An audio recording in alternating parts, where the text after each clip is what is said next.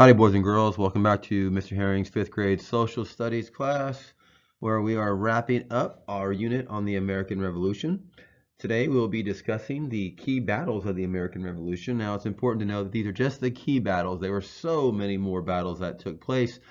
It would just be nearly impossible to cover them all in the time that we have for the unit. So we're going to go ahead and get started. So we're going to focus on the key battles of the American Revolution.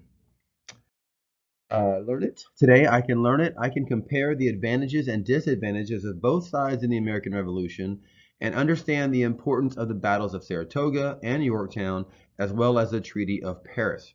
Our essential question today is why did the Patriots continue to fight even though they lost many early battles of the war?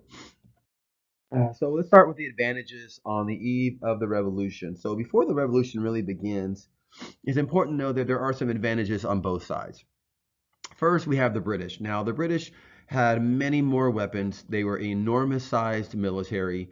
They were very disciplined, and essentially they had the best navy. In reality, the colonists didn't have an incredible navy at all. They had merchant ships that were outfitted with cannons, but they really weren't warships like the British had. The British had decades and even centuries of fighting under their belt, and so their navy was very well prepared for this.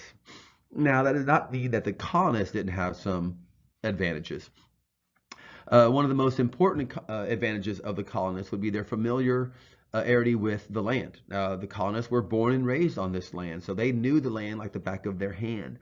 They knew all the shortcuts and the bad land and the good land and places to hide and the quickest ways to this place and that place. They knew all the nooks and crannies of the land, and so they were very familiar with the land, and it was easier for them to traverse the land. Number two, they also had something worth fighting for. They had the cause of independence, which many of the British soldiers did not have. In fact, it's very well known that a great deal of the British soldiers didn't even really want to be here in the United States when the revolution kicked off. They just didn't believe in it. They'd much rather have been home with their families instead of here in the colonies fighting with peasants or farmers with pitchforks and such so forth.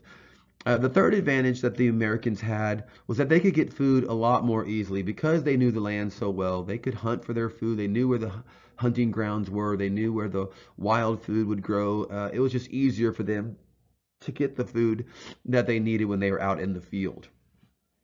So those are the advantages prior to the revolution. There were some disadvantages for both as well. First and foremost, the British, like I said, the Brits didn't really want war. They didn't really want to be here. They weren't invested in the war at all. Most of the British soldiers were just doing a job that they were paid to do. It was very hostile territory for the British. Aside from not being liked by the Patriots and the majority of the population here in the colonies, the territory was hostile to them. Most of the British soldiers spent their time in the cities. They weren't used to being in the countryside. They weren't familiar with the countryside and the dangers that it presented. And they had some weak tactics. We all know that the British, even though they were a very large and well-trained militia, their fighting tactics were not prepared for what they were going to face with the colonists. Traditionally, they would line up in rows and fire their weapon and then just stand there and reload while they were fired back upon, something they had been done for years with the British, and that will prove to be very disadvantageous for the British soldiers because the colonists don't fight the same way they do. They use something that we called what would be arguably the first example of guerrilla warfare, where the colonists would hide in the bushes and the trees and the tall grass and ambush the soldiers and things like that. Not to mention firing upon the officers first and foremost to remove the head of the snake so that it'd be easier to defeat the army that they were facing. The colonists, they had their own disadvantages. They did not have a stable economy. They had depended on the British economy, and now that they were breaking away and fighting, that economy was no longer available to them. So they did not have a stable economy, and the vast majority of their troops were extremely untrained. They weren't trained soldiers at all. They were farmers and mechanics and laborers and things like that, and so they didn't have much experience with fighting. Some of them had fought in the French and Indian War, but the majority of the colonists didn't really have experience in fighting. So we have our first battle, the first major battle, I should say, and it's called the Battle of Bunker Hill, and that's erroneous. The fact of the matter is, it really was the Battle of Breed's Hill. It occurred on June 17th. There had been rumors that the British had planned on taking Breed's Hill, the high ground outside of Boston, so that they would be able to fight from an advantage, a vantage point. The colonists catch word of this, and on the night of the 17th, I'm sorry, the 16th, the Patriots stormed the hill under cover of darkness, and they build a fort, a makeshift fort on the top of Breed's Hill. On the morning of June 17th, the British wake up from their boats in the Charles River, and they look upon Breed's Hill, and they see that the Patriots have fortified the hill. And of course, this makes General Howe upset, and he decides that it is time for the British to take that hill. Um, and the British do try to do just that. They charge up the hill not once, not twice, but 3 times. It takes the British 3 attempts to overthrow the Patriots on the top of Breed's Hill. And the fact of the matter is, the only reason the Patriots had to surrender the hill is because they ran out of ammunition and powder and such, and so they could not continue to fight. So they were forced to retreat into Bunker's Hill to get away, and then further out to escape the British. But this showed the colonists that they could fight and win against the British. And there were many British casualties. In the end, the British lost over half of their army in this fight. Over 1,000 troops were either injured or killed, compared to the Patriots, who only lost about 250, 260 men who were injured or killed. And so this becomes a devastating blow to the British Army. In fact, General Howe at that time realizes and passes on word that this is not a rebellion he's facing. This is an actual war. And it's the first time that his eyes were open to the fact that it was not going to be just a little putting down of a rebellion or a group of rioters or protesters. They were indeed about to fight a bloody war. And here is a picture of what Bunker Hill or Breed's Hill would be. The British are over here in Boston. They wake up and they see, General Howe sees that the Patriots have taken the hill and created a fort up there. And so General Howe sends his men across the river. They storm up the hill not once, not twice, but 3 times in order to overrun the Patriots and force them to retreat back to Bunker's Hill, which is back here on the back. And like I said, the British would lose half of their troops on that battlefield, and it would be a very bloody battlefield for them.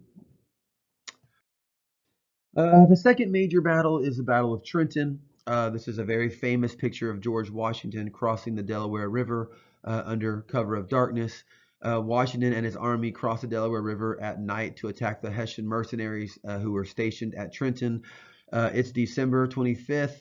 This is after a very long campaign of George Washington losing battle after battle to the British from northern New York. Finally, he retreats all the way down past New Jersey into Pennsylvania.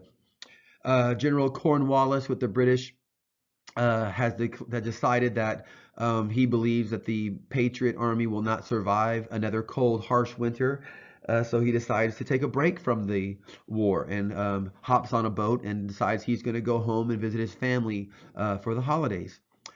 George Washington, on the other hand, is not okay with giving in and letting up. And so he gathers a large group of militia, 4,000 or so, I believe, and they gather on the eastern side of the Delaware River, where they cross under cover of darkness into Trenton, into Delaware, into Trenton, New Jersey, where a group of mercenaries hired by Great Britain, what the Patriots call the Hessian mercenaries, who were actually a group of about 2,000 German soldiers who were holding the fort at Trenton.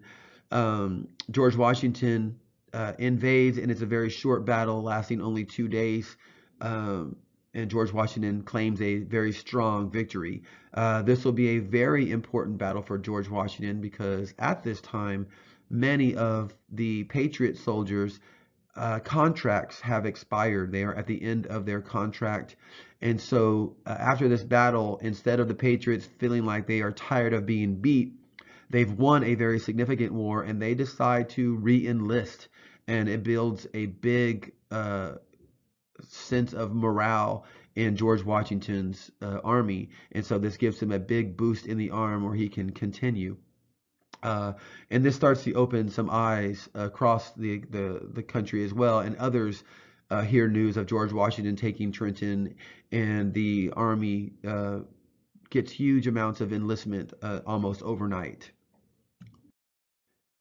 The next major battle we have is the Battle of Saratoga in October of 1777. General Washington re-enters New York and he wins a huge victory at the Battle of Saratoga. Now, this becomes a turning point in the war because the victory at Saratoga actually persuades France to give the Americans help and fight with the Americans. Prior to this battle, France did not believe that the Americans could win this war. They thought they were outmatched, outmanned, outgeneraled, and they just weren't going to win this war. But after Saratoga and even Trenton, the French start to see that the Patriots are the real deal and that they might be able to beat the British. And we all know that the French really, really hate the British, even more than they like the Americans. And so that is enough to convince the French to join forces with the Americans. And after that, it's really just downhill for the British because now the Americans are getting resupplied with not only ammunition, but the French soldiers. Now they have a real navy that can combat the British Navy, and they start fighting back and pushing back the British blockades. And the turning point here is the French really entering this war for the Americans. Had it not been for the French, it's a very good possibility the Americans would not have won this war. And then finally, we have the Battle of Yorktown. The Battle of Yorktown occurs September 28th through October 9th. It's actually two battles. It is the last major battle in the war. It happens on the battlefields of Virginia. General Cornwallis is forced to surrender as the fighting ends. Duke Mushambo of the French attacks Cornwallis from the west. General Washington attacks Cornwallis's troops from the south, and then the French also have their blockade to the east of Yorktown on the coast of Virginia, who is bombarding the fort from the east. And so Cornwallis really is up against the wall. He empties the fort. They take to the battlefield, and it is literally a bloodbath for the British. At the conclusion, Cornwallis is forced to surrender. He's very spiteful about it. He's just ashamed that he has to surrender to what he feels is a much lesser force. And instead of meeting George Washington on the battlefield to surrender his sword officially, he sends his second in command because he's so ashamed. And then, of course, when George Washington sees that Cornwallis has not appeared on the battlefield, he decides to send his second in command to receive the official surrender from Cornwallis. This is in 1781.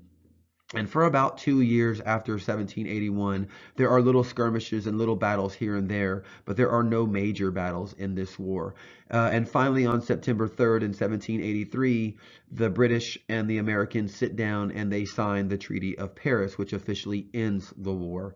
And then November of 1783, the very last British troops are evacuated from New York. They move up north.